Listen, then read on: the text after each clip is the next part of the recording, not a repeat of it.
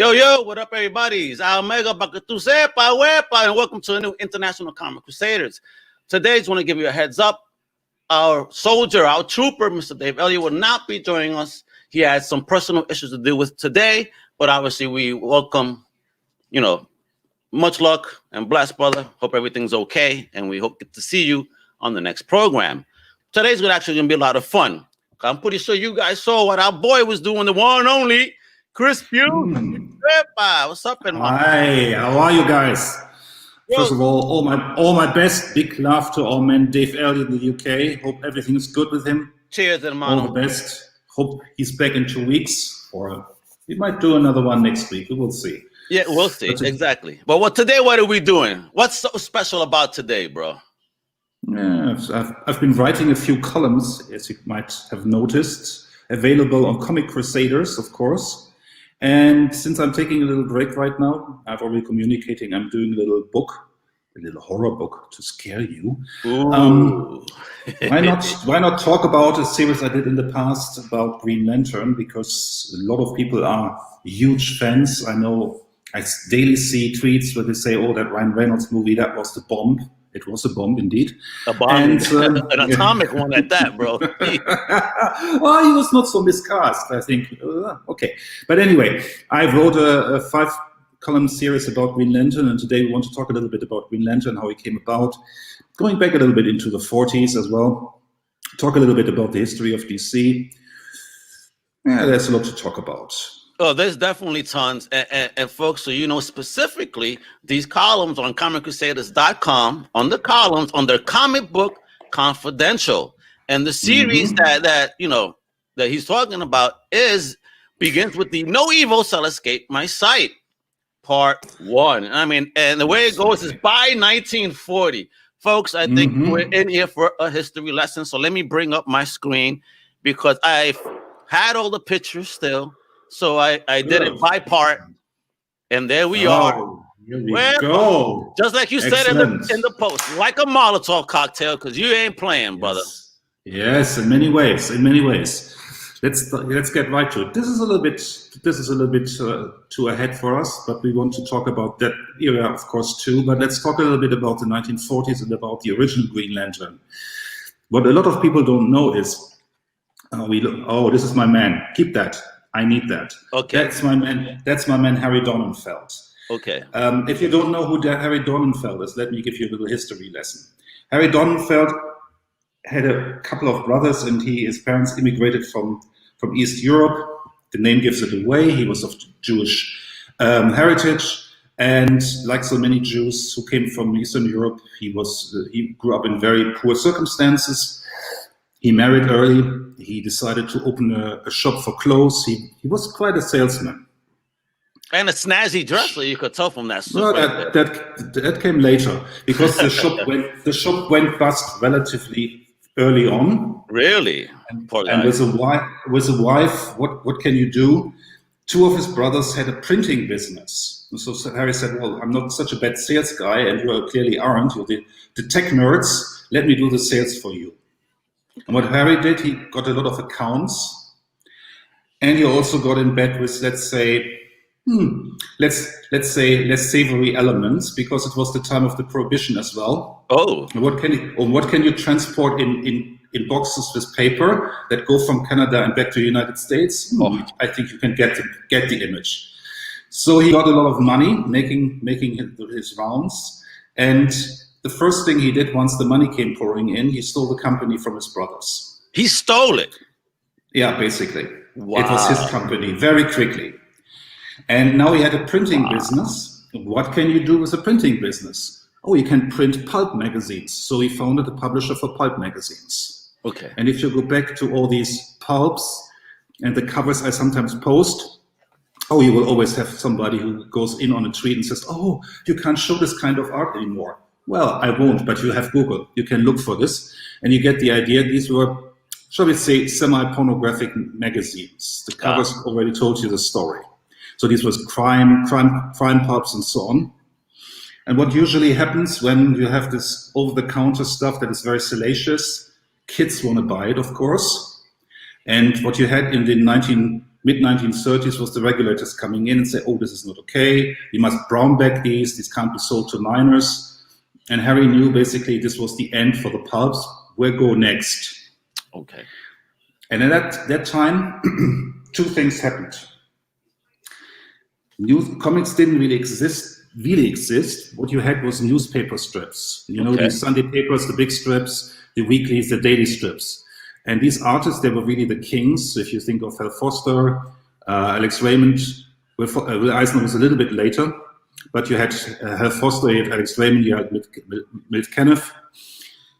And there was a gentleman, he was a war hero of the First World War, Malcolm Wheeler Nicholson, Major, and he had this idea to reprint newspaper strips as standalones.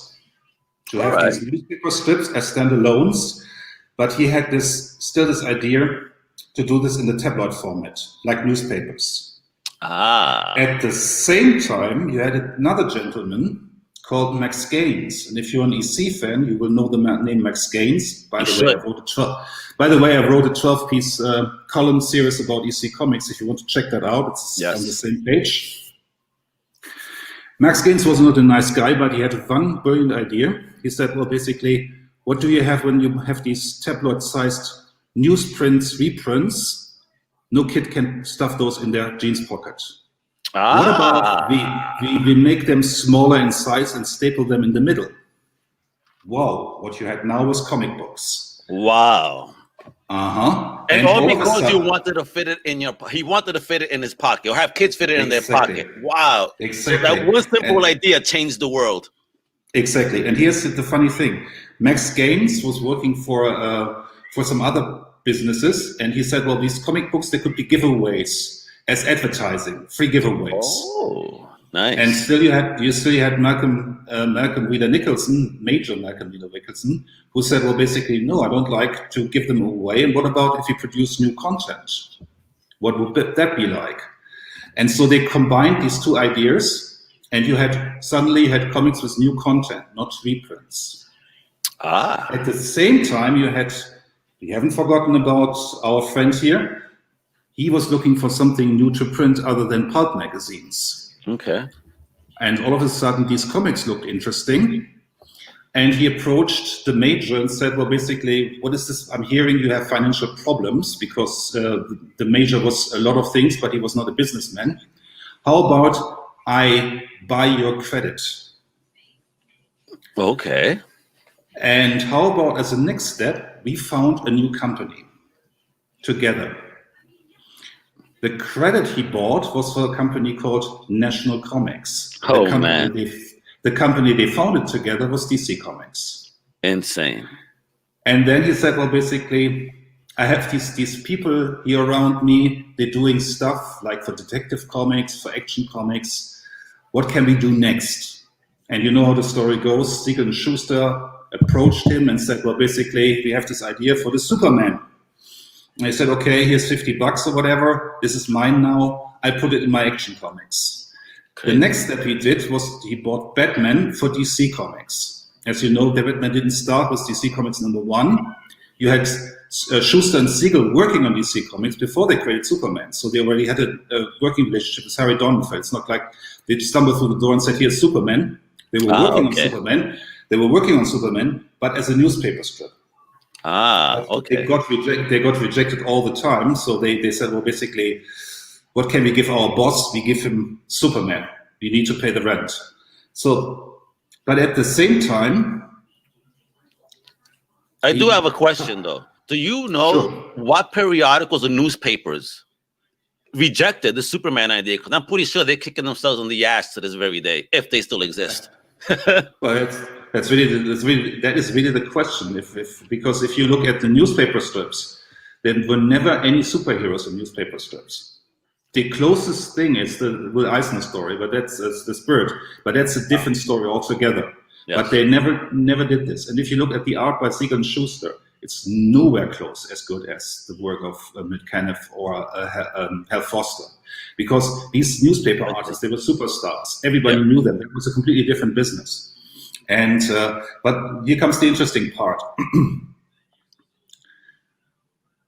once he had Batman for DC Comics and had Superman for National Comics, which were two different companies at that time. Harry said to the major, "Oh, now it's a good time for you to go on holiday. Here's a ticket. Go with your wife on a cruise ship tour." This is the major right here? Exactly, that's him.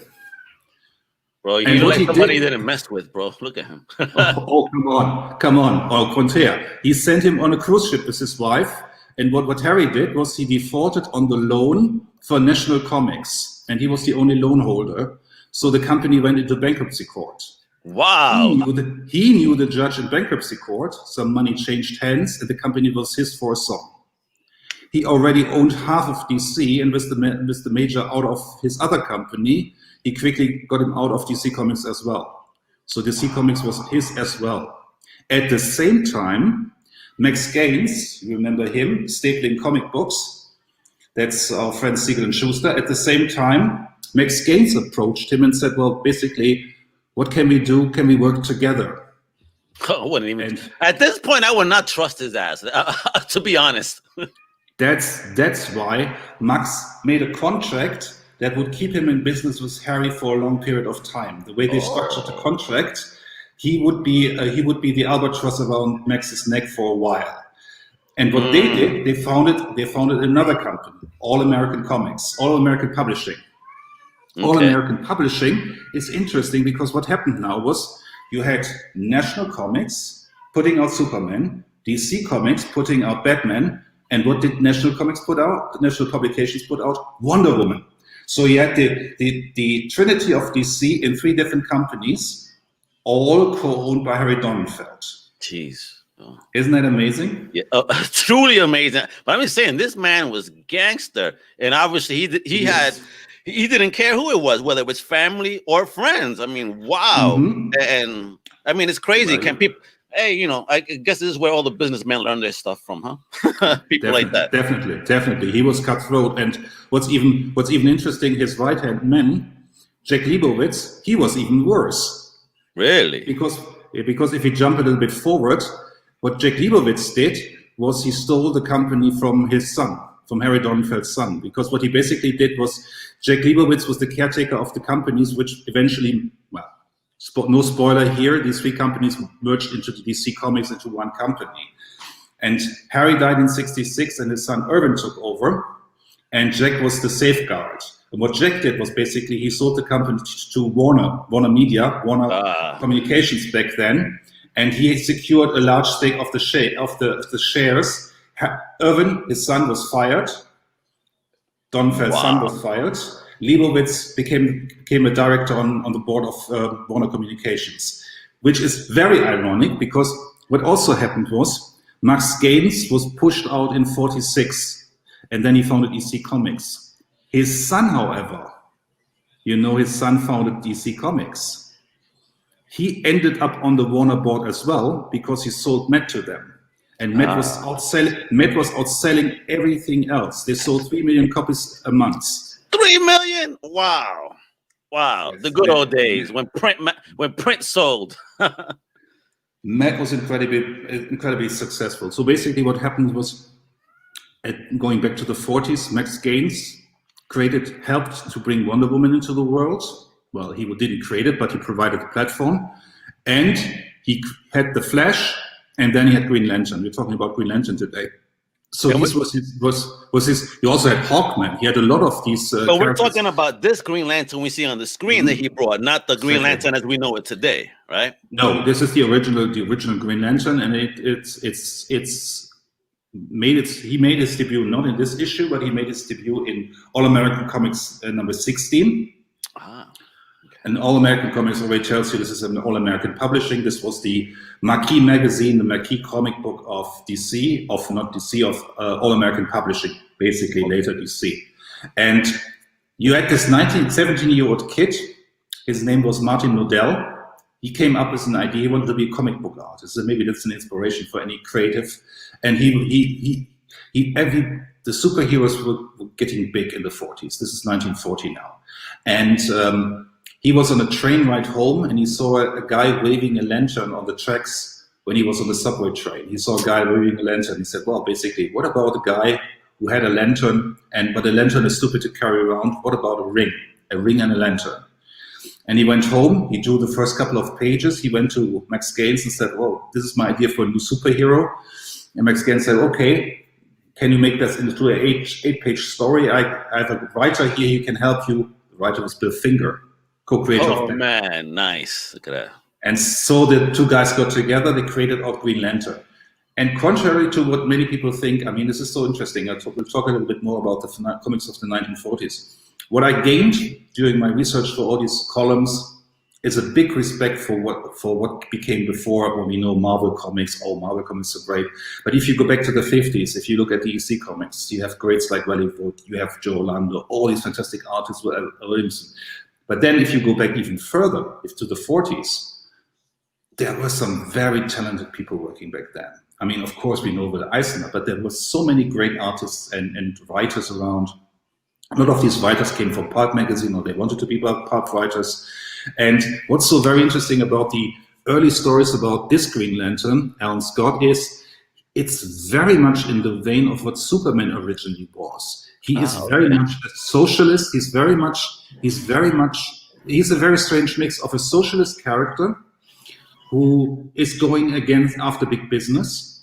He's originally an engineer, but then he becomes a radio operator, radio engineer, and a radio announcer. And he's very much against big business, because the idea in the early 40s is big business is corrupt. Yeah.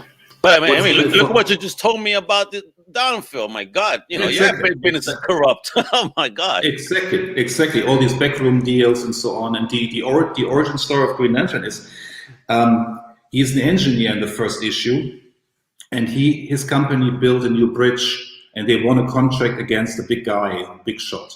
And because this big shot is very angry that he lost the tender process, he blows up the bridge. Oh, wow. And Alan is the only one who survives on the train, and he finds this lantern. And the lantern tells him basically, bring justice to the world. And that's what he does. And that is what he's not a superhero, really. He's more an avenger of the lower class.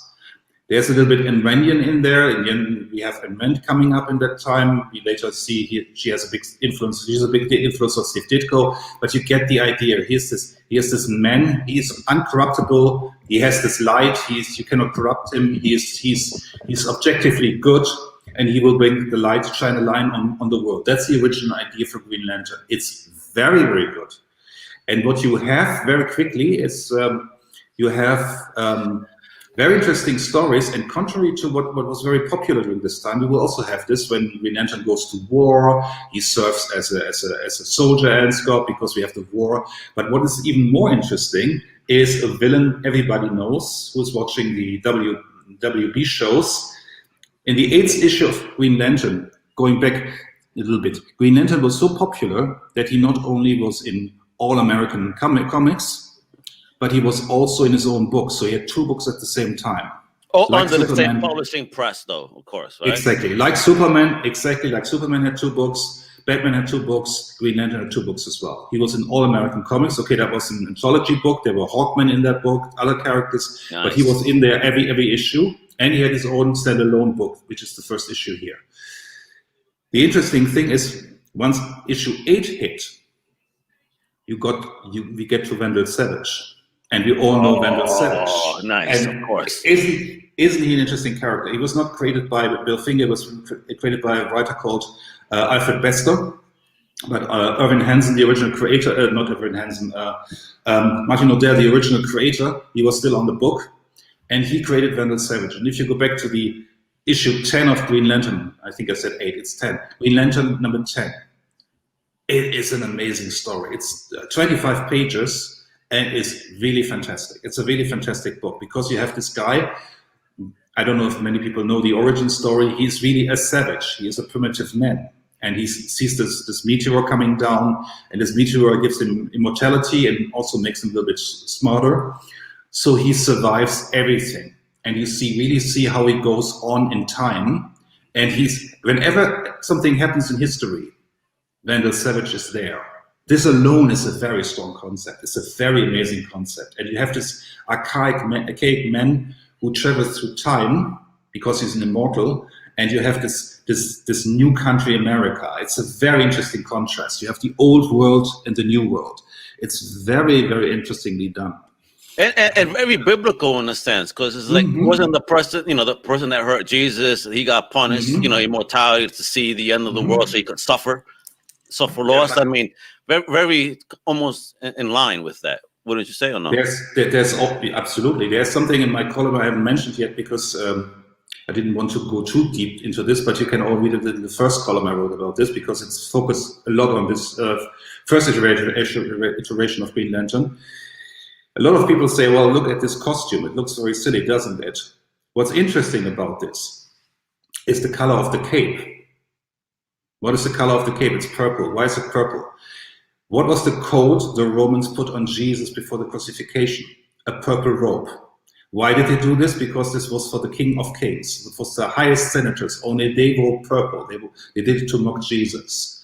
What do you see here? A guy with a sword attacking Green Lantern on the side. What is he allergic to? It's wood. It's the wood from the cross. He is very much set up to be a Jesus character, much more so than Superman. It's very interesting. There are a few more examples I mentioned here. Where there's certain imagery in the first issue where it looks like he's on a cross. So this is definitely done on purpose. I see, because now doesn't make that his weakness was wood sound all too crazy when you look at it now from that narrative. Now you're like, oh, wait a minute. So it's definitely a lot deeper than just, he's a, again, like in the updated versions of a lantern, he couldn't go against a certain color, for whatever reason. But this now, I used to laugh at this. You just made me really flip my thought process on that. That's good, really good. Thank you, Chris. Yeah, there's a lot of stuff. If you want to have the full detail, it's in my first column where I talk about this. Oh yeah. There's a lot of examples where you see the connection to Christ. This is done on purpose. The wood, the purple cape. There's a lot of stuff in there. And there it goes. And there it goes. That classic look. But why did every superhero need a fat sidekick, little fat sidekick? You notice that? Yeah, there's something about that. Yeah, I also talk a little bit about that, but it's quite interesting. But look at Vandal though; he definitely looks like original man here in this cover. Great art. Also, he's very menacing in the first issue. I mean, this is when you talk about this is for kids, 6-7-year-old. He is really menacing. There's a lot of parallels to him being a devil. You can see it here. He is very much a Mephisto character. He's very interesting. It's a very interesting story. But what also happens, and this is the other aspect I talk about when I talk. This goes into the second column. Is once you had Robert Kanigher coming on the book. Oh, this is the origin story. Yeah, you see, there's okay. No, it's not on this page, but there's a page. Oh no, here the last panel. Look at the last panel. Look how he lies on the ground. Yeah. That's Jesus on the cross. That's Jesus on the cross. If you can make this bigger, this is Jesus on the cross. Gotcha. And it's like angels come in. I am the green flame of life. And you have this. You have this. I mean, it's resurrection basically. And there are even more parallels because it goes very deep. There's the lantern is a meteor that fell to Earth. And the thing is, a Chinese man fashions a lamp out of it. They hate him because they think this is a magic rock, so they kill him. Oh. When they kill him, the lantern speaks and said there's a prophecy. And if the lantern foretells three things. One thing the lantern foretells is there is a madman and he will be healed once he gets to the lantern. This is a parallel to Jesus because Jesus went to a crazy man in the desert and he healed him from being mad. There are so many parallels in the first issue. It's really amazing. It's really noticeable. And what is really interesting is once Robert Kanigher, and a lot of people know Robert Kanigher, he wrote a lot of comic books in the 40s, even in the 60s. He was a very popular writer. Once Robert Kanigher comes on the book, he does something interesting because he saves Green Lantern from cancellation for a while. Because what happens when you make the jump to 45, 46, we all know this, superheroes suddenly were not popular anymore. And we're a little bit too Okay, this is also something we will get to later, but if you go back, I can go back. Can you go to the second folder? Do we have the second folder? Because I'm jumping to the second folder now. Okay. Yeah, this is it. Go a little bit further. A little bit further. A little bit further. A little bit further. A little bit further. Okay, here. Go back to slides, please. Okay, what we have here now is the Harlequin. Not Harley Quinn, but the Harlequin.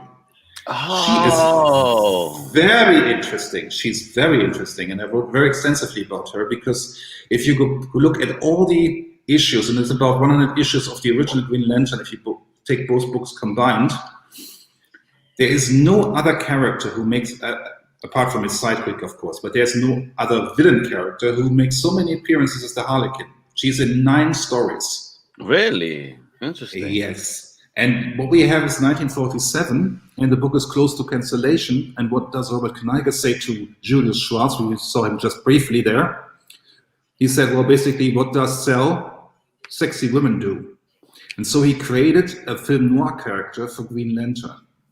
And she is very interesting because she is very independent and she clearly dominates Green Lantern the whole time. She always has the drop on him.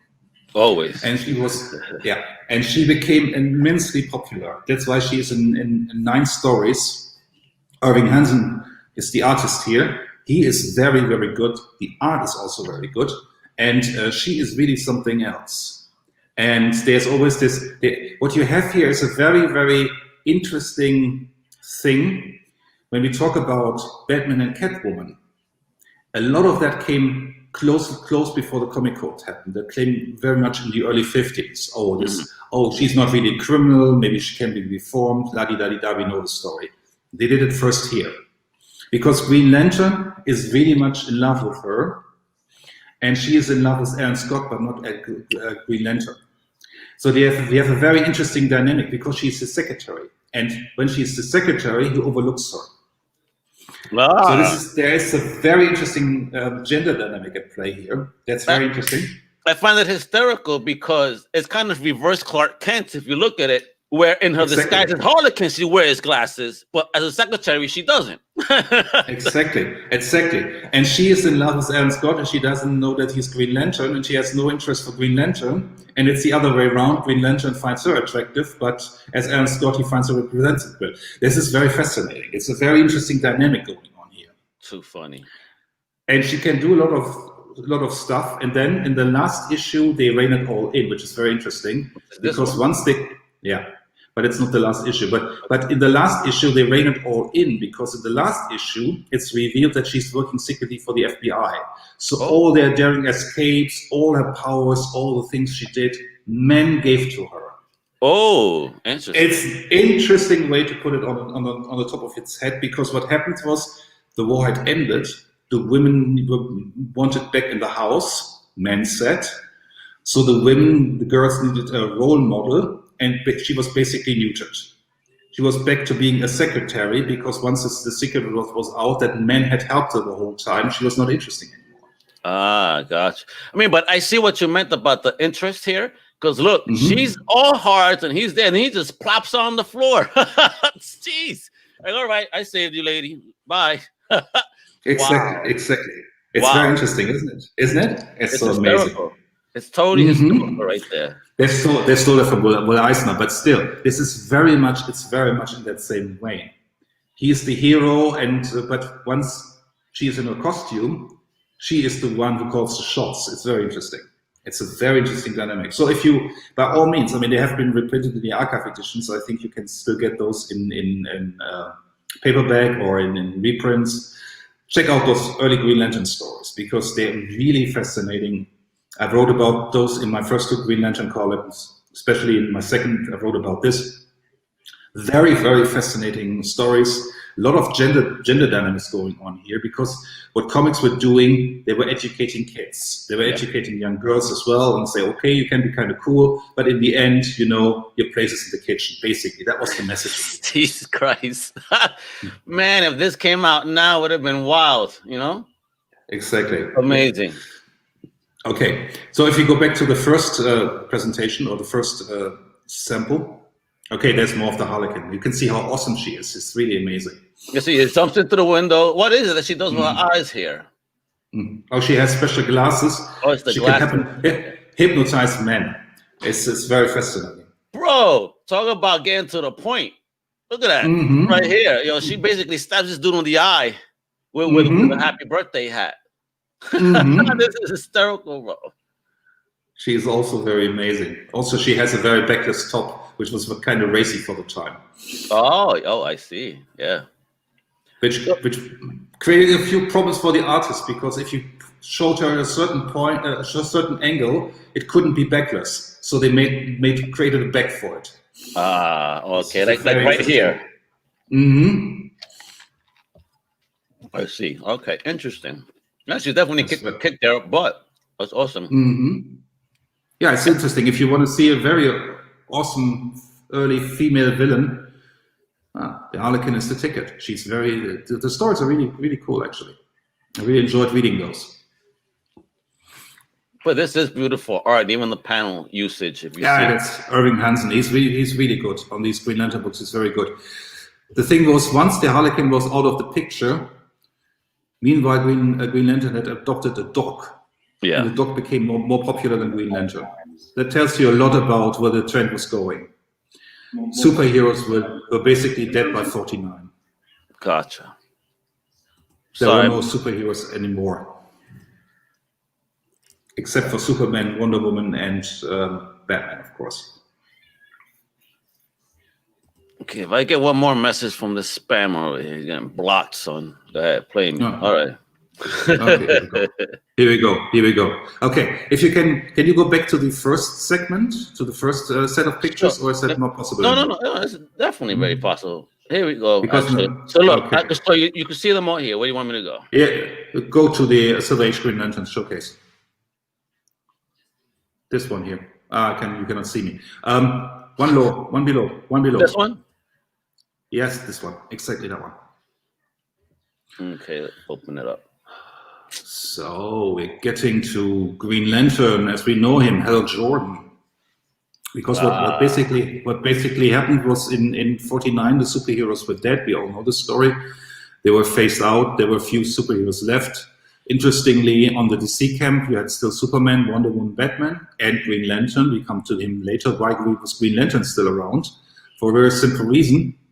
Because Mort Weisinger, the editor of Superman, had co-created him, so he kept him in the Superman books as a backup. Very simple. That's how it works. But all the other heroes had vanished. Marvel still tried a revival of the superheroes. They brought the Torch back in the 50s. So you think about the Torch. Torch came only back in the 60s as the Human Torch. No, he also came back in the 50s. Captain America came back in the 50s, and Namor came back in the 50s. But Namor outsold everybody else. Superman was quick. Captain America was quickly cancelled after 3 issues. The Torch was quickly cancelled after 3 issues. Jeez. Namor lasted 10 issues. Want to know why? Girl readers. A naked man. You have a half-naked man, just in his swimming trunks. Yep, I see. And some boys might be also interested in that, so you can never discount that. Of course. Basically, Namor survived a little bit longer than that. Gotcha. And also, Bill Everett completely redesigned his physique. He looked very much like a swimmer. He was not this intimidating, hulking dude. So Namor had a very interesting body type that was interesting for young girls, I think, and certain young men, and maybe not only young men. Who knows? But anyway, so what we had is in coming to 56, the Silver Age was about to begin, but the Silver Age didn't begin with the Flash. The Silver Age began with Martian Manhunter. He was a backup in Detective Comics. He was the first new character. Really? The Martian Manhunter. Yes, the Martian Manhunter started in Detective Comics in 55. That is a year before the Flash. So you think that was really the start of the Silver Age? Yeah, because it broke. It already moved the books into a more science fiction, more scientific field. You had all these crazy Batman adventures with science fiction, sure, but the Martian Manhunter, there was a concept behind it. He came from Mars, there was a world. His relatives were not dead in the first story. He was a man out of his world. He had to navigate the world. He was a police detective, John Jones. So you already got the idea, because what the new heroes were police officers, they were detectives, they were astronauts. So these were the new heroes. They were no longer the heroes of the 1940s. They were not the heroes of the Depression anymore. John Jones was really one of the first new heroes. Kids saw police detectives on television. I believe Dragnet was already on. And you say, oh, this hero is a police detective. Yeah. They carried this over into the Flash, because the Flash was basically a nerd and a detective. He was a forensic specialist, but he was also like a police officer. So he was both, basically. Yeah. He had a beautiful fiancée who was a journalist, a reporter. So you had this idea, these were the new Kennedy men, even though Kennedy was not president yet. But you see where this is going. The country is changing.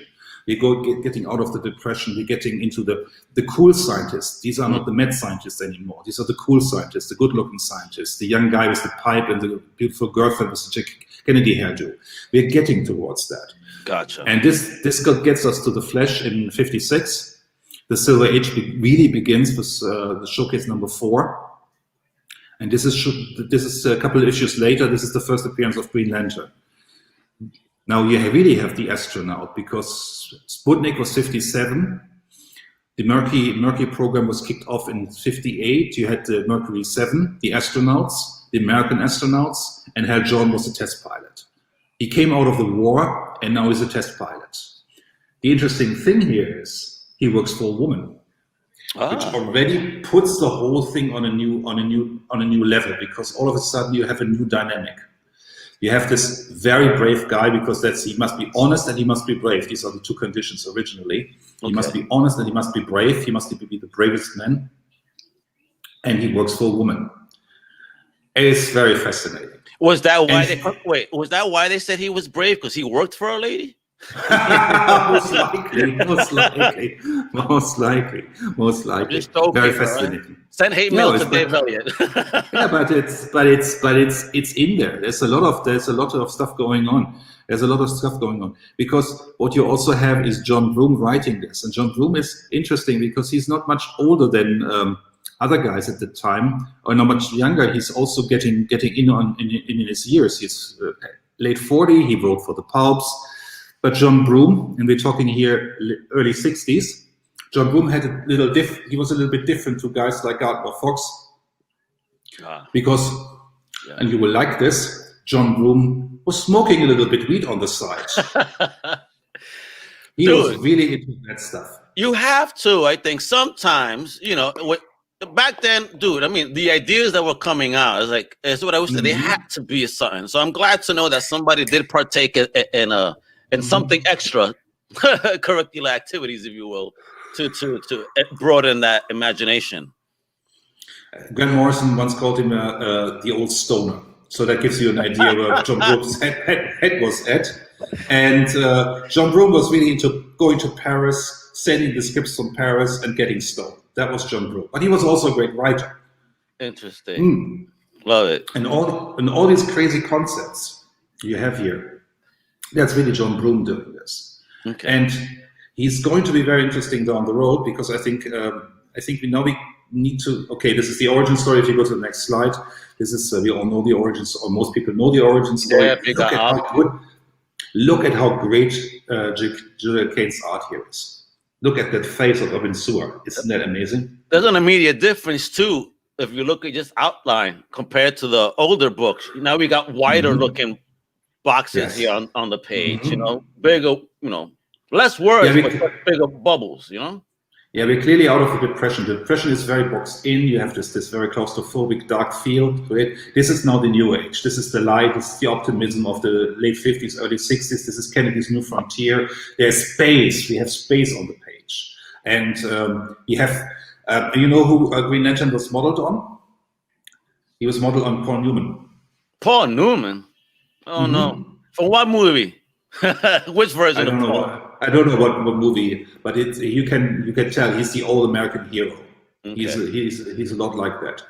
I think if you go to the next slide, I think it should be the next slide. I'm not sure. I don't know. No, the next slide we go into part 2. We go here. Oh no. Okay, then you need to go back a little bit. There's this one, the silver guy. Oh, okay. Wait. There. Okay, here we go. He is the model for Green Lantern. He's the model for Green Lantern because this writer here, Skylark Smith, Skylark's obviously a pseudonym. I don't have his full name at my top of my head right now, but you can look it up. He was a science fiction writer in the 1930s. Okay. And he came up with the concept that was used for Green Lantern. Because what you had was, you had the Lensman. There was a pulp, no, it was not really, they were published in pulps as excerpts from novels he wrote. If you think of Dune, Dune is a series of novels. This is before Dune. It's in a similar vein. You have these lensmen, they are called. They wield a lens, and you know where this is going. There's a full crop of them. And the lens is passed on. When one lensman fails, the lens is passed on to another. Check that out. Got it. Yeah. Get it. And the first book is concerned about the first lensman from Earth, which is a big deal, which is very much Green Lantern. Sector 2814. Did they call it Sector 2814 back then as well? No. But it's also interesting because what's so interesting about the series is it moves in time. Because it moves over 150 years. So you really see the development, you see the hierarchy of these characters and how they develop over the course of time. And what's so unfortunate about this, the last book in the series, I think it's the 7th volume, I have to look it up, it's a while back, please excuse me, it's all in my columns, I wrote those columns half a year ago. The last book in the series sold 300 copies. Wow. So he was really not that popular, but you can see where John Broome took a lot of ideas from when he co-created the new Green Lantern with Jill Kane. I'm looking at the ship behind the Grey Lensman, and that even looks kind of like a lantern if you look at it. Absolutely. I mean, you get the idea. This is a lantern. You have him in silver, but he's holding the lens where the ring is, and it's basically he looks a lot like Hal Jordan, doesn't he? Yeah, man, definitely. Crazy. Very interesting.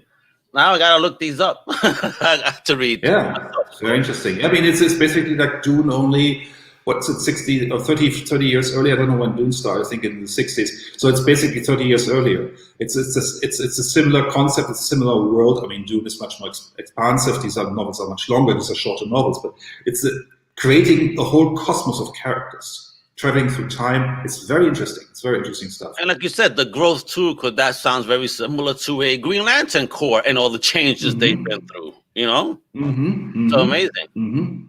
It's very interesting.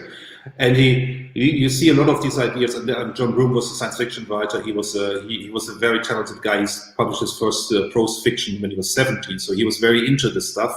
Wow. And I mean, there is no ways about it. John Broome knew about this. Okay, there we go, folks. The true story of GL. That's the true origin of Green Lantern. I mean, this is. I mean, you can go on the internet. There, I think there's a few articles published about the parallels here. I touched on this very briefly, but you can see it clearly. Yes, you can. It is amazing. Now, this is a history lesson, bro. I mean, yeah, look at it. Brown hair, white guy in shape. Brown hair, white guy in shape. You know what I mean? Here, the ring is flashing here. The lens is flashing. Yeah, it's very similar. It's very similar, and you get the idea that there's a whole corps of characters,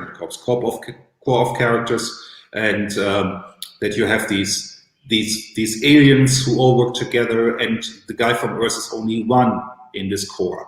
It's very much the same concept. Definitely. Wow, I love it. People emulate these amazing books. There's absolutely nothing wrong with that. I mean, it's for different markets, for different audience, and it fits right in with the superhero. If you go to the second presentation. Yep, where are we starting from? The one. We're at Starfire. Right here? I think exactly that one. Because as with the Harlequin, you get a female character who is very much the opposite of the hero. And she is also quite interesting because what we see here is very early shades of feminism.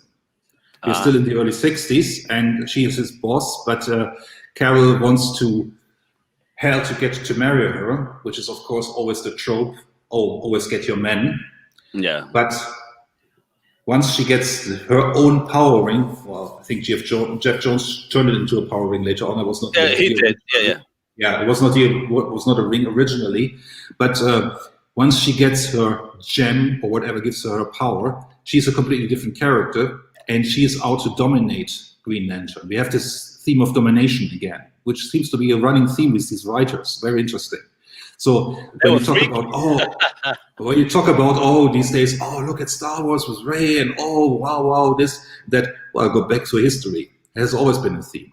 There's always been a theme between a strong guy, the white savior, and then suddenly there's a woman who can do everything better. It has always been a theme. And you also see this here. In the end, Green Lantern is always successful, but only barely so. And it's quite interesting. It's a quite interesting dynamic. That is great. Yeah, Starfire became another character eventually, though, that wasn't Carol, and then that all got retconned, and like you mentioned, that John stuff. Yep. Yeah, you had this in the what's it, Society of the Supervillains when Jerry Conway wrote the book. Very interesting stories, also very, very fascinating. That was a great series, that villain series. Short-lived, very good. Yep. Pick it up. It has been reprinted. It's also a Comixology in 2 volumes. Very, very good stuff with very good art originally. I have both of them. Both volumes. They're very, very good stories. And also an interesting idea by Jerry Conway to put Darkseid into the DC universe proper. That was very interesting. That was even before Paul Levitz tried to do that. Yep, and quite interesting. Mr. Conway did very good work. I'm a very big fan of his. And okay, so if you go a little bit to time, there is a Green Lantern. Can you go back to the overview, because I want to jump a little bit ahead, because otherwise we will be here the whole day. Okay. We could actually. There is a Green Lantern cover I'm looking for. Is it not there? I cannot see it.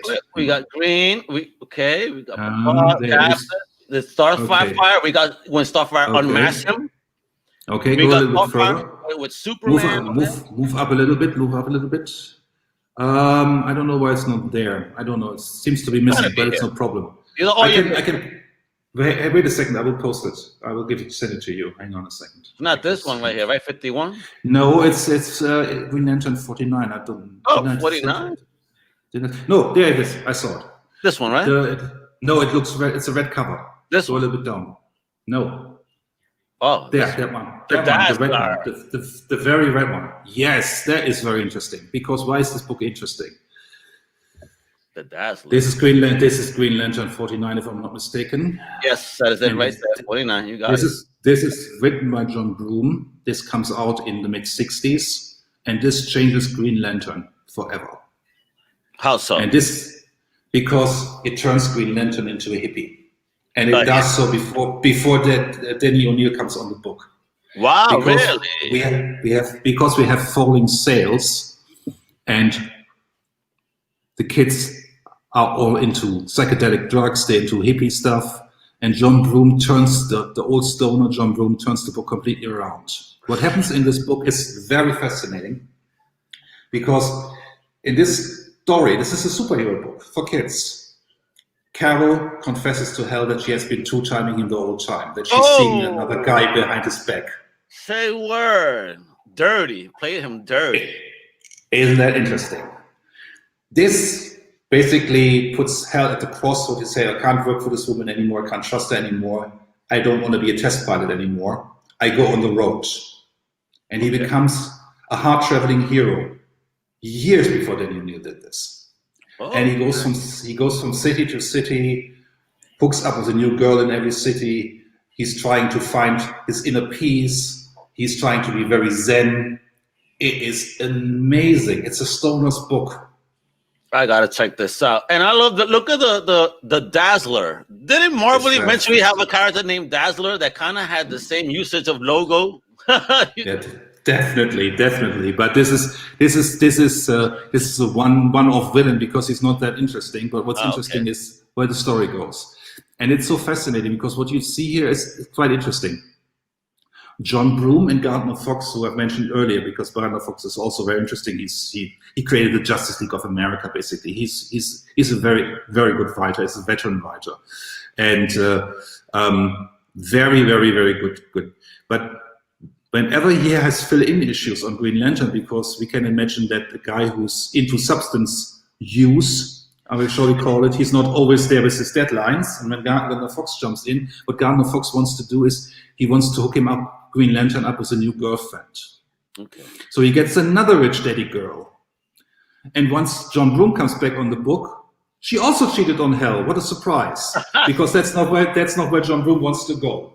Because you see all this swerving here in the storylines, and you talk about these days. Oh, the writers stay on the books only for 6 issues. Now, in the old days, a writer was writing 5 issues, and then he couldn't do the next one. Then a fill-in writer came in, changed the story completely, and the original writer came back and completely reined it in back again.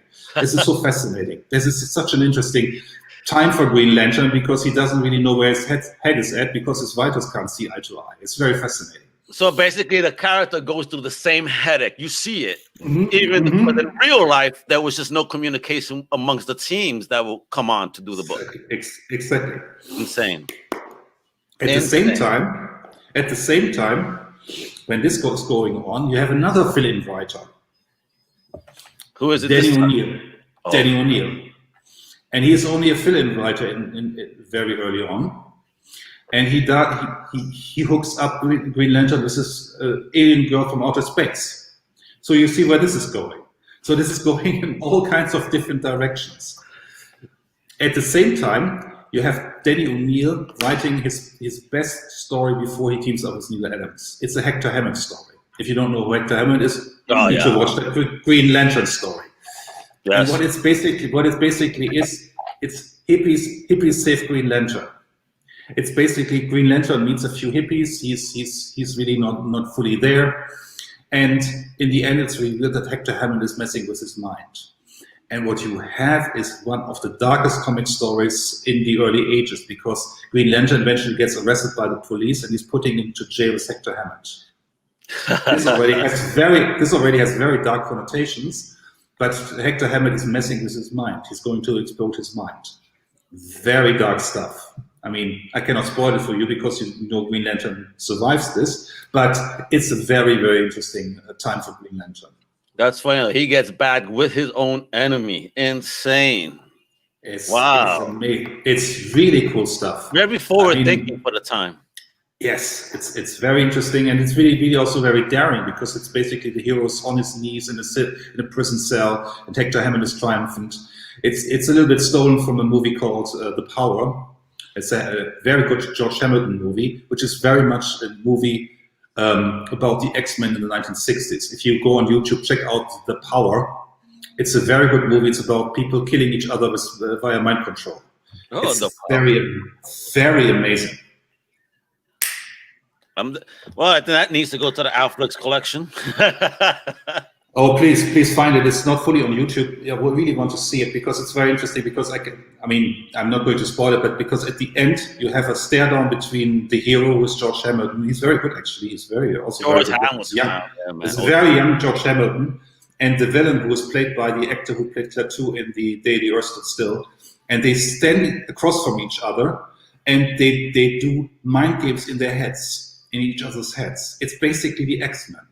It's very, very good. It's very, very good. Hopefully nobody's head goes up like in Scanners. No, he ruptures the guy's heart, because he does the classical Western thing. He has the villain putting him down to his knees, and then he says, well, basically, let me show what I can do. And he whips out his psychic powers, and it's really amazing. It's a very cool looking movie. It's very 60s, very James Bondish, but with psychic powers. It's very interesting. And now, please find it. In my mind, all I'm picturing is you said wrestling is when people used to beat up Hulk Hogan, and he's on his knees until he could take no more, and he starts breathing heavy and gets up. So that's what I'm picturing here in this mind battle. Like, all right, brother, I got you. Like, you. Exactly. Wow. I love it. It's very interesting. And so you have a little bit shades of that. Danny O'Neill was obviously not so unfamiliar with that movie, because you can see a few shades of that in there. So this gets us slowly but steadily to the run we all know, because the Green Lantern sales were dropping. At the same time, we had this Danny O'Neill coming to DC, and he was the guy who was ruining everything. Because we can go to the Molotov cocktail cover, the green cover, the famous one. The one with the Green Arrow, Green Lantern. Yep. Come. This one here, the green one. Yes. I had that in my hands, man. Purchased for $5 in Brooklyn many years ago. Because somebody didn't know what they had. A few words to Danny O'Neill. Danny O'Neill broke DC Comics for real. Because because we had at the late 60s, Marvel is overtaking DC. A lot of the old guys get fired because DC books are losing sales. Marvel is killing it in the sales charts all of a sudden. They're really moving up. Okay. And so what they need to do is get the young guys on board. And one of the young guys is Danny O'Neill. And Danny O'Neill had just been fired from Marvel because Stan couldn't stand him. And he was at Carlton Comics. And at Carlton Comics, there was a group of young writers. And the editor was Dick Giordano. Okay. And Dick Giordano was the guy who knew how to nurture talent. And he said, well, basically, how would you like to work for DC Comics as an editor? But if you come to us, how about you bring 10 of your guys with you? Oh. So this was the early Image revolution, because the other way around, because they all left Carlton Comics and they all went to DC. And this is how Danny O'Neill end up at DC Comics. And Julius Schwartz, the top editor, didn't really know what to do with him, but eventually he put him on. What happened was Julius Schwartz didn't know what to do with Danny O'Neill, because he said, well, this young guy with curly hair and a turtleneck who's a bit stuck up, I don't know, I don't want to use him. At the same time, you had the editor of Wonder Woman, Jack Miller, because Jack Miller was editing the romance books and Wonder Woman was under the romance ban. Back then, yeah. Isn't that crazy? Isn't that crazy? But Wonder Woman was selling like shit. And so Jack Miller said, oh, what kind of ideas do you have? And he said, well, basically, let's completely break Wonder Woman. Take all the powers away, the white jumpsuit era. That was Danny O'Neill. The Anna Prince era. This caused a huge problem for Julius Schwartz. And he was raging mad. Do you know why?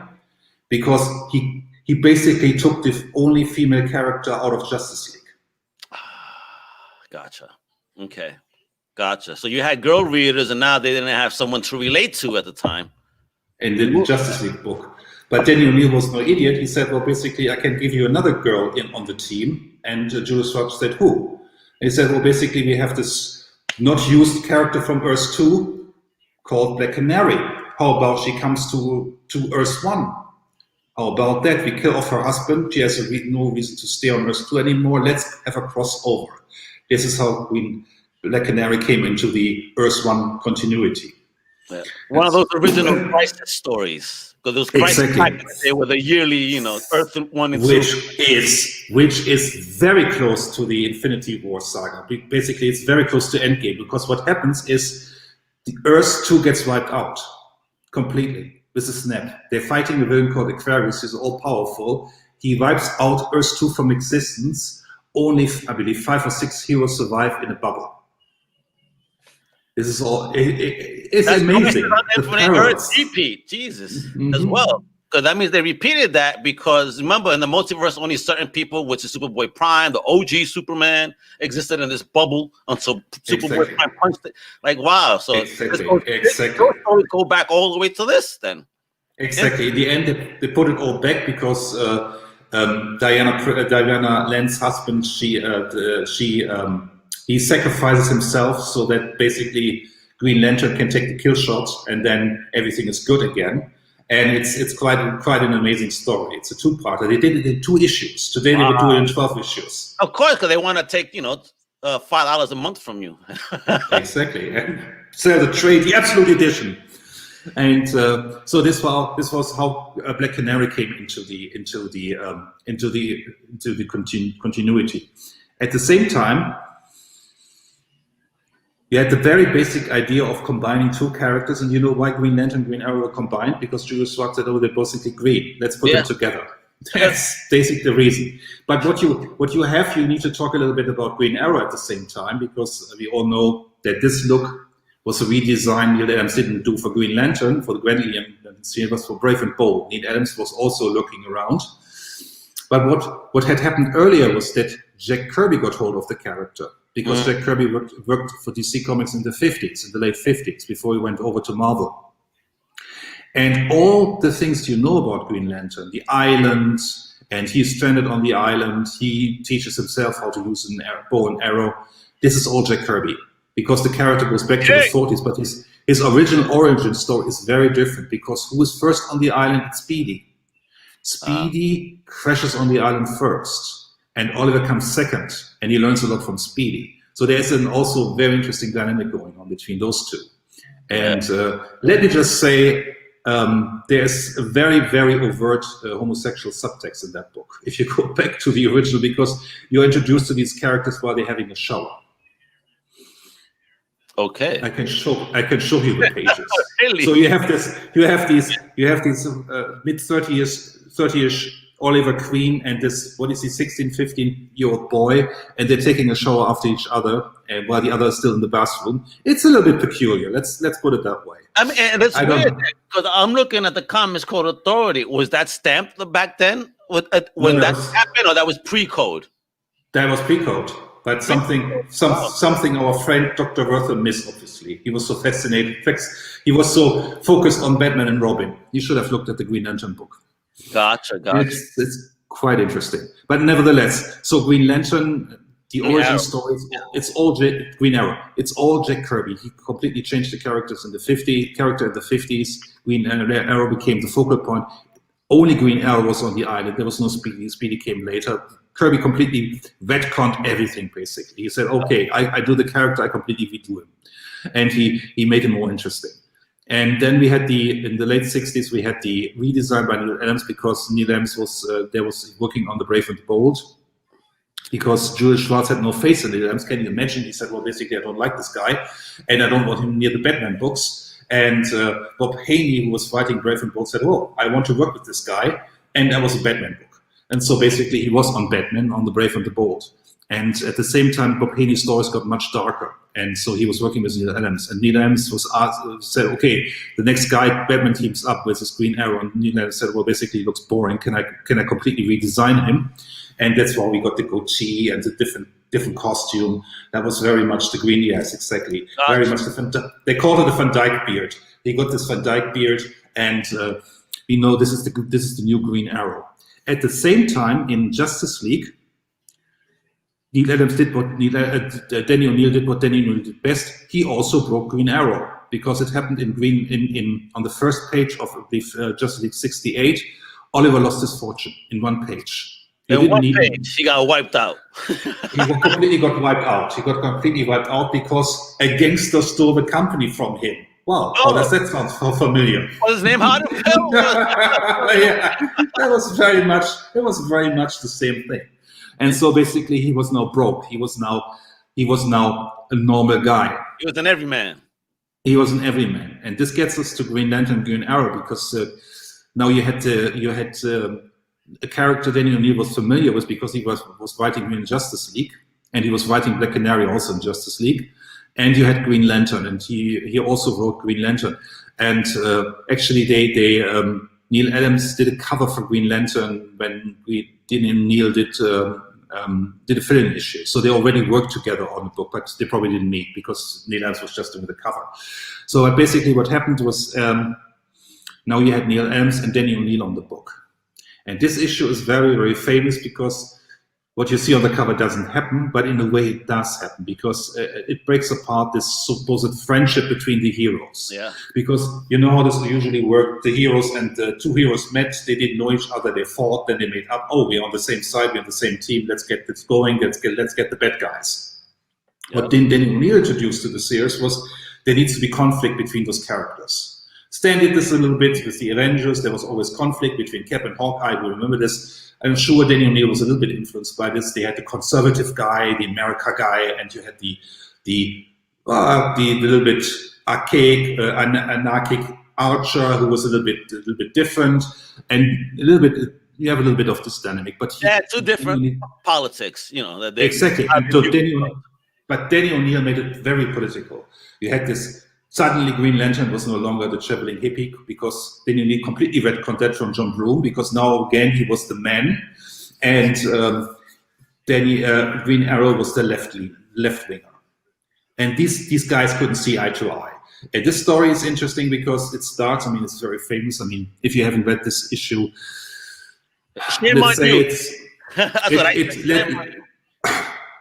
let's say it doesn't age so well, but the message is still very important. Because what you have is Green Lantern is attacking a few punks who attack a landlord. Mm-hmm. There's a street brawl going on. And Green Lantern is, of course, defending the gentleman against these hoodlums. And then suddenly Green Arrow swings by and says, "Oh, if you attack these kids here, you have a problem with me, because these kids here, they're only defending their right because this guy is a slumlord. Mm-hmm. And I give you a tour of the building."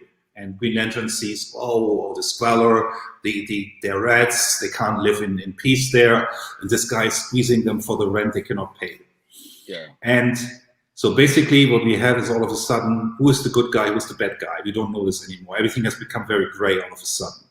And then, of course, there's the very famous confrontation. There's an African-American old guy who says, "Oh, I know you've been doing so much for the green skins, the blue skins, the yellow skins. What have you done for the black skins lately, Mr. Green Lantern?" A very, very famous panel. It has been reprinted, I don't know, one of the most often reprinted sequences in comic book history.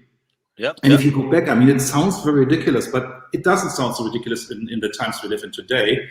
But it certainly didn't sound ridiculous in 70 when this book came out, in 71, because all of a sudden you had this kind of reality in a comic book. Somebody was addressing race issues. Marvel did it a little bit, and they had the Black Panther, but all of a sudden you had this guy, this black guy, this African-American guy saying, "What do you do for us?"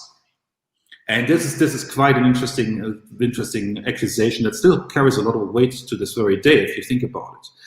And this puts Green Lantern into a moral crisis. Of course it does, and because we want the plot for the book to happen. And he gets trouble with the Green Lantern, with his bosses, the Guardians of Oa. They say, well, basically, why did you not get rid of those kids? They attacked the slumlord. And then Green Lantern says, well, basically, oh, my buddy here, Green Arrow, he showed me the error of my ways, and they don't see eye to eye. And they say, well, basically, we will ground you. And then Green Arrow makes this very passionate speech. He says, oh, you need to know what it's like to be a human being. You don't know us, blah, blah, blah. And so the Immortals of Oa say, well, basically what we do is take us on a tour of America. Let's go the Easy Rider route. We take one of our midst, and he will become an immortal, not an immortal, and he will travel with you across America. And this starts the first half of the arc. This is why we call this arc the Hard Traveling Heroes. It's only the first half of the arc, but they travel across America. It's basically Easy Rider. Wherever they go, they find racism, bigotism, pollution. They find all these hot topic issues that he only wants to write about 5 years too late, but they're still current. So he's writing about these themes. Yeah. Around the midpoint, the arc becomes much, much better, because this is really, when you read it today, there's a lot of cringe, because it's a young writer looking in the newspaper and says, how can I make this into a superhero story? And the stories are not really good. But he's really trying. At the midpoint, they add Black Canary to the series. And once again, you have a completely new dynamic, because he adds also the topic of feminism. You have a very interesting dynamic between Green Arrow and Black Canary. So the mid part of the series becomes better, and then we come to the very famous story. I think we have the cover where we see Speedy on the cover where he's injecting heroin. Yeah, this one right here. Yeah, it's also very famous. I mean, look at that. I had all of these. I had most of this run. You know, even with the Tom Stewart, and I had this issue. Yeah, but this, look at that. DC attacks youth greatest problem, drugs. This. Were they one of the first ones to do a book with a focus on drugs like this? No. Though? Heroin. No, no. Heroin, that's probably they were not the first. If you want to talk about heroin abuse, go to the 50s, and Joe Orlando and Feshler did a very, very famous, very good story called The Monkey.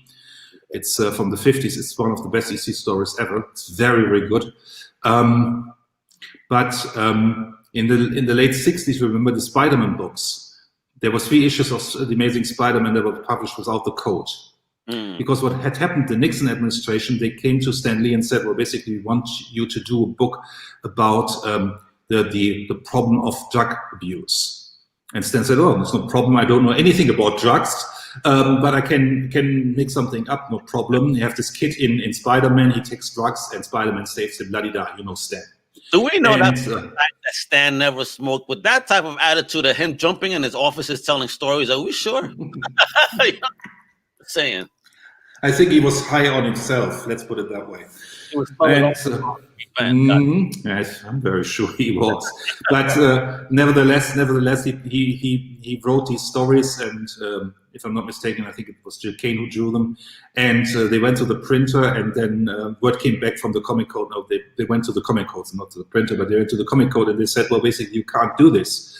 There's drugs in the comic. And Stan said, yeah, well, basically the message is anti-drug. But the Comic Code said, no, it says in the guideline, you cannot do drugs in a comic book. And said, oh. And he went to his boss, Martin Goodman, and said, well, basically here, this letter from the Nixon people, they say we want to do stuff about drugs, and they say we can't. And Martin Goodman said, put the books out without the Comic Code. Boom. I don't know why they didn't figure it, because the 3 issues went out with the Comic Code. And then after that, they went back to the Comics Code. I don't know why they did this. Why? They could have said without the code. They could have said without the code. Why would they do this? All right, but there is a question there, though. Because they have this code and whatnot, did they get a fine or anything? Did they get in trouble on any scale? No, the code, this is the misconception about the Comics Code. The Comics Code was not a government It wasn't an agency, okay. It was put in place by the comic book publishers. It was a volunteer system of the comic book publishers, like the rating systems for movies, but they brought upon themselves. They basically said, well, we want to be self-regulated. It was a self-regulatory body. So nothing really happened. But then once these issues came out, there was this idea in DC Comics, oh, we want to do this too. And this got us to these issues. And as you can see, there's the Comics Code. There should be there's the Comics Code on them. Because by that time, the Comics Code had understood, okay, this is an anti-drug message. That's okay to have that in the comic book. But as it is with these kinds of organizations, they said, well, basically, we allow this now. What we need to do now is to change. We must change our guidelines completely, because we must have a new system in place. This was what changed comics completely. Because now all of a sudden horror characters were also allowed back into comics, because this led to a complete revision of the Comics Code. We wouldn't have Tomb of Dracula if not for this comic book. Really? Wow. Wow. Because this gets us to 70, 71, and the Comic Code was changing. It was changing because it no longer reflected the times. Okay. Because 10 years earlier, a comic book like this would not have been possible. A sidekick hero with a needle in his arm, well, you don't see the needle, but you get the idea. You see his paraphernalia here. You see his paraphernalia here. That would not have been possible. All of a sudden, it was possible. All of a sudden, you had these kids, this sidekick hero who was injecting heroin. And he was not just injecting heroin, because the bigger issue is here. It was because Green Lantern had abandoned him because he wanted to be with Black Canary. So he had the abandoned fatherman issue also in this. Ah, that was abandoned. Wow, they were doing some heavy stuff, huh? Oh, they were, definitely. And the whole 2 issues is Green Lantern can't deal with this. It's Black Canary who sits with Roy Harper here and helps him through his withdrawal. It's the woman who does it. Green Arrow can't deal with it. So you have this daddy running around talking about the better world, but he can't get his own house in order. It's really powerful. Wow, amazing! I wish I still had these books, bro. And this is coming from a writer who was 25 at that time. Danny O'Neill was the man. He was really good on it. Very ahead of his time, was he not? I mean, you mentioning a lot of Black Canary. Mm-hmm. So we have Black Canary in this beautiful cover here. Mm-hmm. Like you mentioned, Brave and the Bold. Oh, this is also quite interesting, because what is happening here is something very interesting. Mm-hmm. Because what we have here is an interesting contrast. Because a lot of people, if they think about the Brave and the Bold, they think about the goofy stories. I don't know, with the Metal Man, the early stories. Yeah. You get the fun stories, and then something very strange happens around issue 100, 101. That Bob Haney completely changes his style. And he does so for a very simple reason, because he has a new artist, Jim Aparo. Oh my God, Big Jim. Mhm. Yeah, man. And what he does is he brings a new film noir quality to the series. This is Batman going against air terrorists. This is very, very, very state of the art at that time. This was a theme, and it's really dark. And what Haley does, he tries to make the Canary into a very awesome character. Okay. She's very independent. She can stand her own against Batman, next to Batman. She is really this issue. She's really doing her own thing. She's really powerful. She goes up against terrorists. Very powerful. What Danny O'Neill does, he can't write a strong female character to save his own life, because Black Canary is very much the weak part in the series. And there's lots of people have written about. There's been more written about his portrayal of Wonder Woman taking powers away. And every second interview, you see Danny O'Neill excuse. He apologizes for this. Oh, I was too young. I didn't understand this. Don't blame me. You can see where he's coming from, or was coming from. But he's also not the writer for Black Canary. His Black Canary is very, very weak, and she's very soft, and she spouts feminist rhetoric, or she needs to be saved. It's between those two things. It's only once Mike Grell comes in the book that we get this awesome Black Canary who knows her own way, which is the next step. Because once Danny O'Neill and Neil Adams finish their run, the book gets cancelled. Or you can also say the book gets cancelled and they don't get to finish their run, because this is basically what happens. There's a story left over which gets printed as a backup in the Flash, the 3-parter, which is the best and always overlooked story in the whole series, because it's basically a Green Arrow story. Green Arrow kills a man, or thinks he has killed a man. And he goes into a monastery, shaves his head. This is a very, very interesting story, because Danny O'Neill goes away from the big themes. And he goes. This is a panel from this, and also you see here. This is also a very telling image. If you look like how the guy is holding Black Canary, this is a very telling image. This tells you what her position is basically in the series. Yeah, you get the sexual connotation. This is not good stuff. I mean, Neil Adams does very good artwork here, but this is very much. And Black Canary. Even the language used here, which you probably wanted to say something different, but take it to the root. Maybe you accidentally dropped the witch. I'm pretty sure that's not what they intended, because exactly. You know what I mean? Yeah, exactly.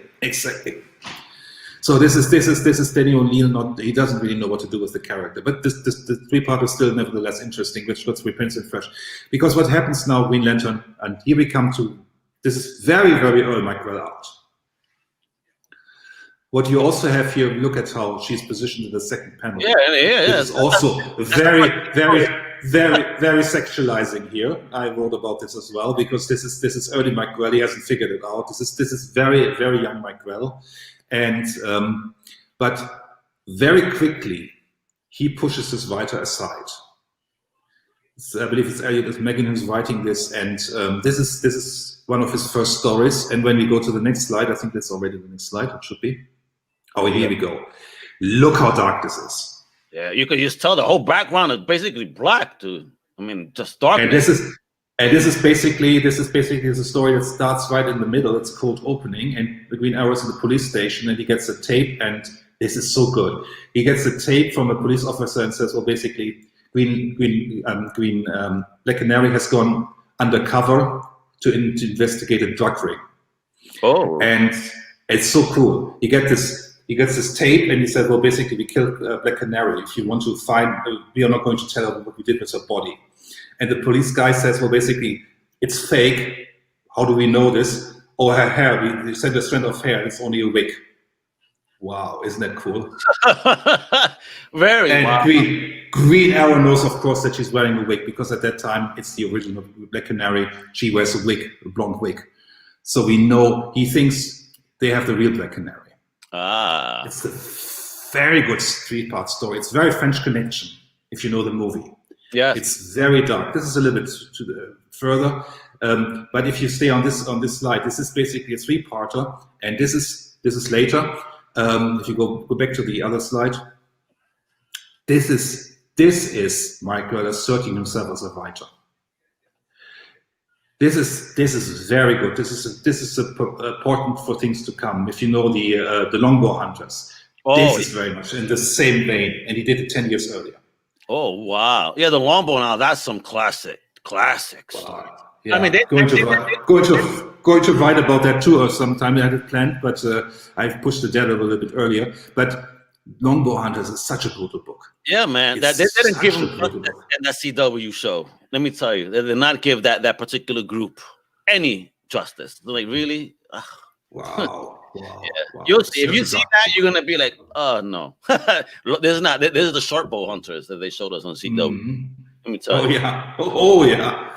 No. And they did this in the mid-70s. This is really, really dark stuff. I mean, this is comics. Talk about the what is it called? The dark, gritty stuff. Yeah. From the 90s. Nah, they did it in the 70s. And this is if you have a chance, check out these old stories. They are all backups.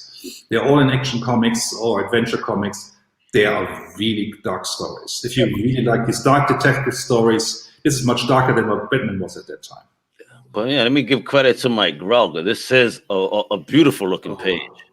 Yeah, it's very good. And even the letterer, whoever the lettering was with that black canary, that looks great, dude. I mean, it's a very powerful page. And it's also cool to check out the 70s technology. Isn't that cool? It's so fantastic. Huge. Yeah, but these stories, I mean, this is amazing stuff. I mean, this is quite interesting. And I mean, if you go to the next page, I mean, you've just clicked on it already. I mean, look how awesome she is, because McGraw all of a sudden goes away from the. I mean, you still have the sexualization there; you can't deny it, but it's still eye candy. I mean, boys were reading comic books, but look how awesome she is. I mean, she is really holding her own. I mean, this Mike Wells telling you, okay, there's this woman, and she's not this side character as she was under Daniel Neal. She is really doing her own shit here, and she is quite amazing in this. And this is still early 70s. This is a backup in Batman, and it's quite amazing. And this is very early. This is also, you know who the inker is? No, who's the inker? Very early Terry Austin. Wow, really? Look at that. Beautiful. But again, another big, beautiful page. And again, look at the comparisons to those 40s books that we were looking at. Look at the size of the panel. Just the movement of action. Really, very cinematic here. This is also a lot of people say, oh, look at Mike Wells' art, it almost looks very stiff. This doesn't look any stiff. There's fluid, there's movement, there's dynamic. It's very, very influenced of the martial arts craze of the 70s. There's a lot of movement there. Especially in this panel, you see the 70s martial arts. Yeah, very much so. Very much so. This is great stuff, man. And who is this villain, though? The calculator. Who became very, very central in Brett Metzler's identity crisis. A lot of people forget that. Too funny. Oh, and look at this right here, too. Oh, this is also quite interesting, because this is once again Jim Aparo, and Black Canary takes down the Joker. Is this within A Brave with the Bull? Was this in the Joker book that he had in the 70s for a while? No, the Joker book is horrible, because there's also a Black Canary story, and she's never Black Canary in that story. She's very much the victim in that story. It's a very poor story. No, this is Bob Haney writing The Brave and the Bold with Jim Aparo on art. And this is also a very interesting story. I mean, Joker has this wonderful plan. He poisoned people with a liquid bomb, and if they don't pay him, he will explode the people. God. He's always so sick, bro. He is quite amazing. The problem is he poisoned Alfred, so now Batman has to do something about that. Man, it's a miracle Alfred survived until today. I mean, until recently. You know what I mean? Wow. Okay, and now we get to what happened was Green Lantern, Green Arrow was cancelled. The book went into an hiatus for five years, I believe, and then in '76 they brought Green Arrow and Green Lantern back with Danny O'Neill writing again, and Mike Grell on art. Beautiful. And this is Mike Grell in '76. Look at how this. He inked himself. Look how gorgeous the art is. It's amazing. Amazing balls, yo! Look at this, yo! Woof. This is really Mike Grell flexing his muscles. This is really Mike Grell flexing his muscles. And this is right around the same time he put out the first issue of Warlord. Oh, wow. Warlord, classic run, folks. Please take a look at that. Yo, for real. Because there's a lot of people who are complaining and say, well, basically, oh, Green Lantern, Green Arrow came back in the 70s. It's only a bi-monthly book. Why is it bi-monthly book was not selling? No, because Mike Grell had tested out a concept from the early 70s. He had an idea for a fantasy series. And they tested it out in DC's new child book. The first issue special number one, or first issue special number one. And it was Warlord. Actually, number one was Atlas. Not was it Atlas? Yeah, I think it was Atlas by Kirby. Kirby had several issues there. He had the Manhunter, the new revised Manhunter. Green Team, Starman showed up out of there too. I mean, this first series, folks, is basically just like you said. It was a pilot, and like if people enjoyed it, it had a chance to survive on its own. But you had to kind of, I don't know how the voting worked or anything, or was it just the sales that they kind of looked at? Do you know how they gauged that first issue special back in the day as to what was popular, what would they keep and wouldn't? I think what they ultimately did was also the fan reaction, because they got the fan letters, and so if you got more fan letters, I think that was also a good indicator that a character was popular. It's like with Twitter, if you get a lot of retweets, oh, then that stuff must be popular. And the thing was, none of that stuff stuck. I mean, there was a New Gods, I think, in there, because that led to the revival of the New Gods, if I'm not mistaken. I think you're correct there. The revival was the last issue, I believe. The revival. And it led to something, but nothing too big. And then we had Warlord, and Warlord became the most successful book in DC Comics at that time. It's hard to imagine these days, but the first 20, 30 issues by Mike Grell are outstanding. I mean, this is why the book was bi-monthly, because he was at the same time doing Warlord eventually, because there was a little gap, and there's a gap between the second and the third issue. Also, where people complain about, half a year gap between issues. There's a gap between issue 2 and 3, if I'm not mistaken, of Warlord, of a couple of months, because Grell was writing, he was inking, he was doing all this detailed art on Warlord, and he was doing the art here on Green Lantern and Green Arrow. And chances are that he also had a huge input on the scripts here.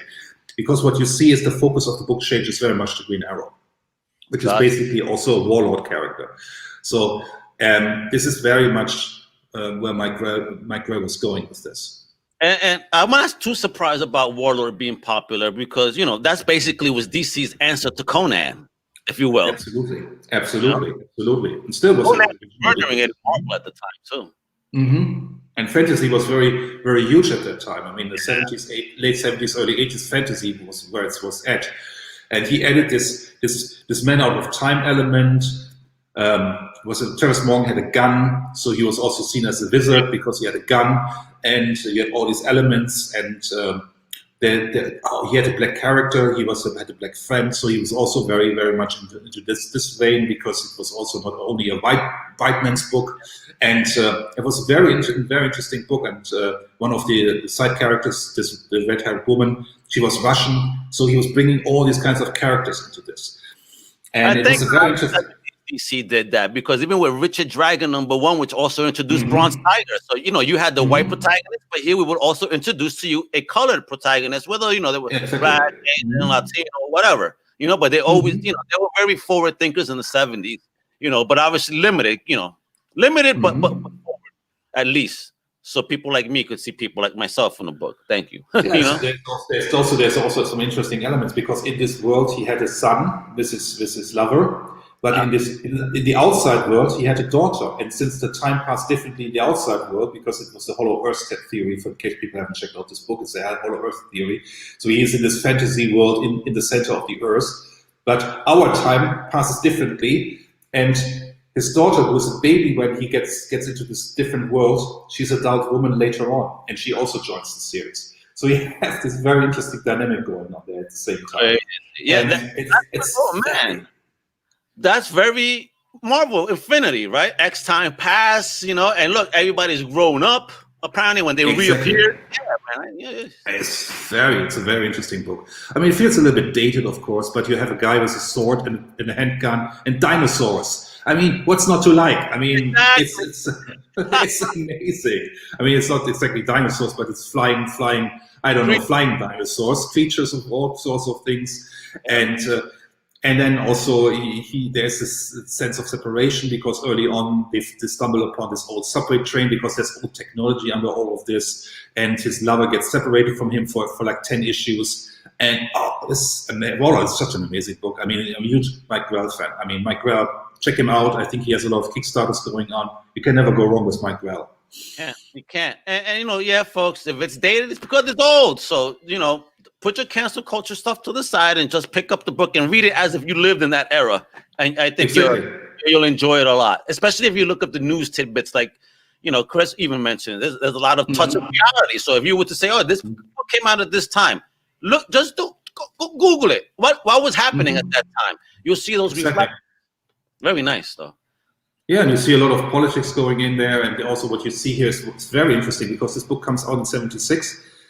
And I checked out some of the letters pages because I wrote about this. And that's what I do. I read the letters pages. And it's so interesting what the kids write at that time. They say, well, basically, Mr. O'Neill, this is no longer your political comic book, but it's fun and we like it too. It's a completely 180. The kids pick up on that. They say, oh, where did the politics go? Oh, is this fun now? And this is the time when Star Wars comes out. So what you see is also that the landscape is completely changing, cultural landscape is completely changing because we're going away from these heavy topics, the mid-50s, mid-70s movies, the dark movies about drugs and so on, and about real themes. We go to the fun stuff. And this is where the book goes now. It's quite interesting. So we, again, moving away from into a completely new era now.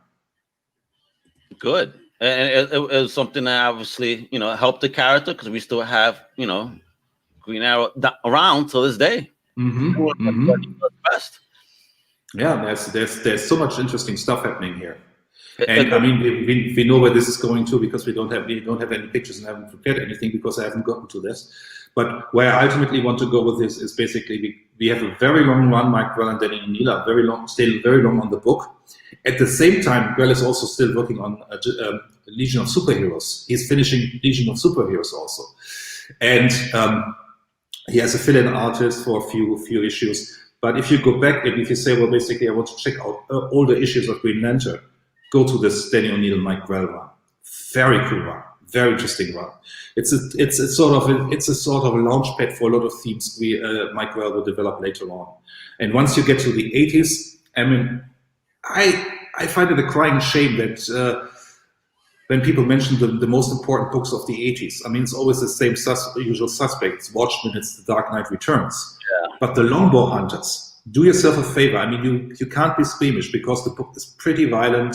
It contains very, very adult themes. It's not for you if you don't like these kinds of themes, but if you want to see what the guys were up to in the 80s, completely without the comic code, because these were prestige publications. They were in glossy paper, the 3-issue limited series. There was no comic code for those. This is very dark stuff, and it's very, very real. It's about Green Arrow is now older. He has a midlife crisis. What do I do with my life? Where is the stuff going? You see bedroom scenes because this is what we want.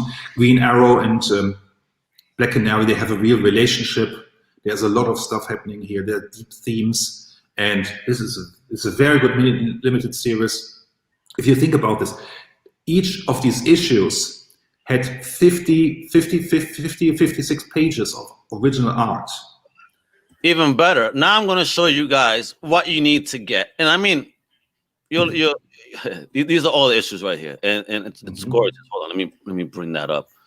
It's a nice set, man. If you get your hands on this, definitely get your hands on it. Look at that.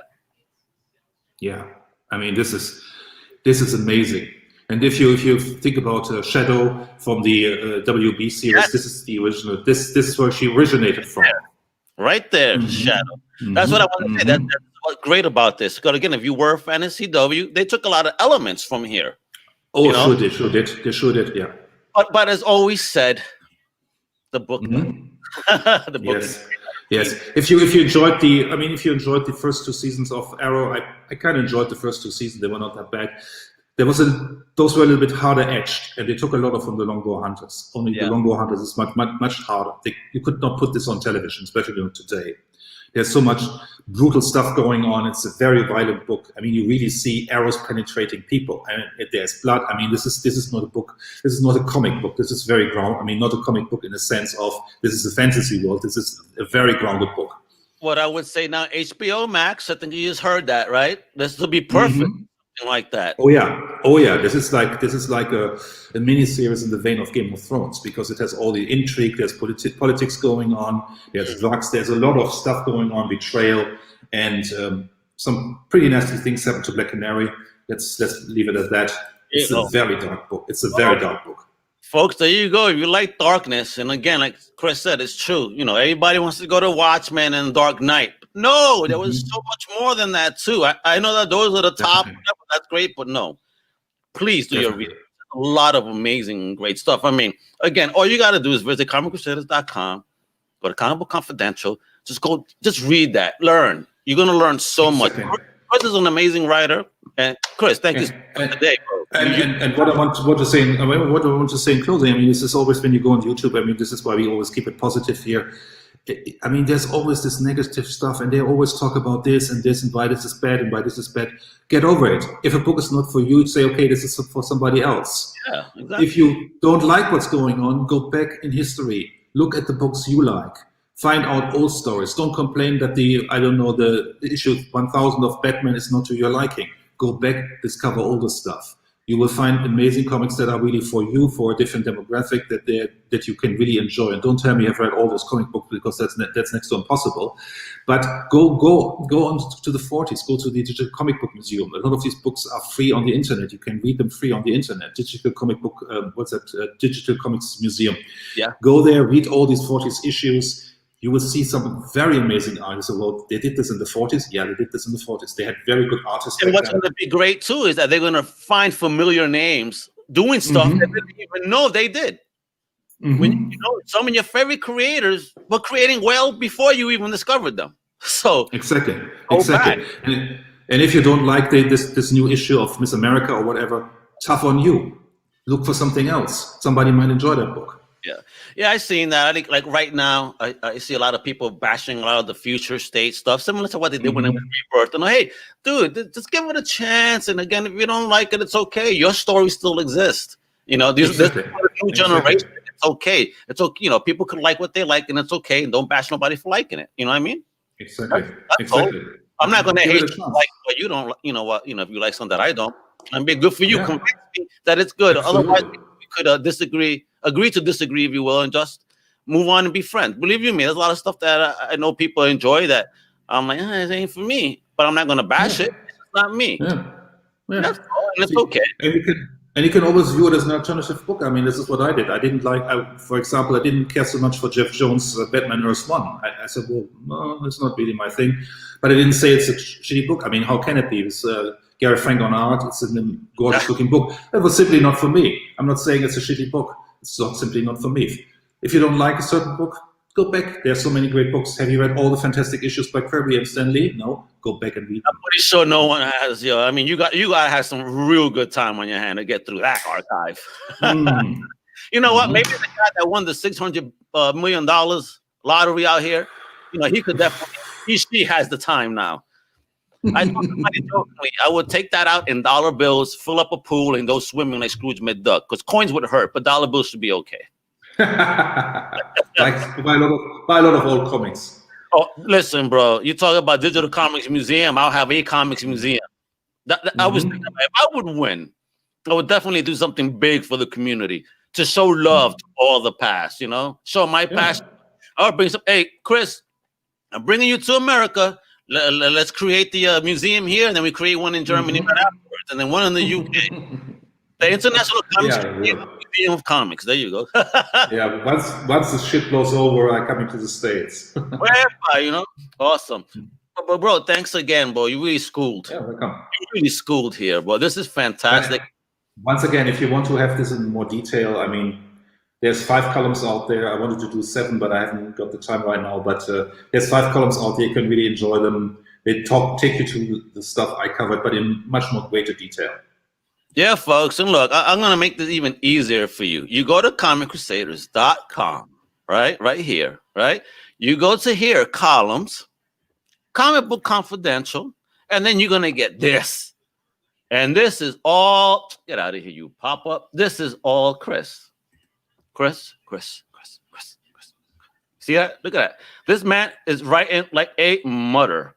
And, you know, it continues. There's several more pages of goods. Trust you me. All right? So you'll be here. You'll get educated. And he also did more than that. He's done reviews as well. TV show review, a book review. Just click on my name. I mean, that's the easiest. I think. Just look up Chris Buse. Yeah. And you can look up anyone about creators, you know, writers, Johnny the Machine Hughes with his, you know, thousands of contributions. That's why he's the machine. Let me tell you. So Chris, where can our fam that's watching follow you? Because you also have one of the most awesome Twitter feeds ever. So where can they follow you?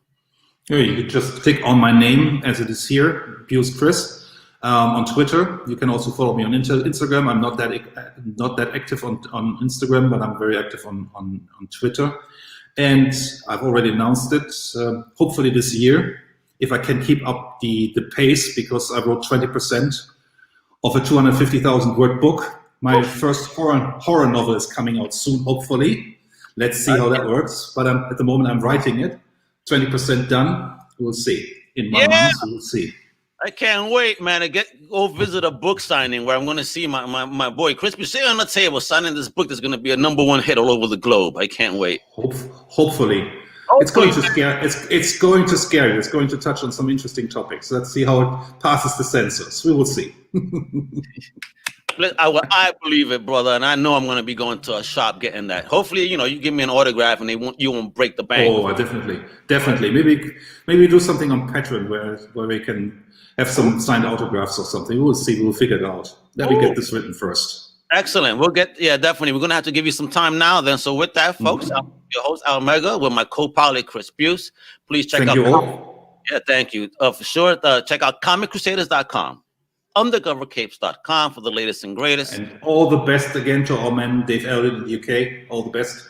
Yeah, we miss you, Dave, man. All the best, my brother. And we hope to have you on the next program. And we go from there and go on to our rabbit holes and tangents that we do every 2 weeks, only on ICC. And with that, fam, make sure to keep checking us out. Check out everybody, all right? We got several shows coming out during the week, all right? I'm Mega. Bye-bye. Stay safe.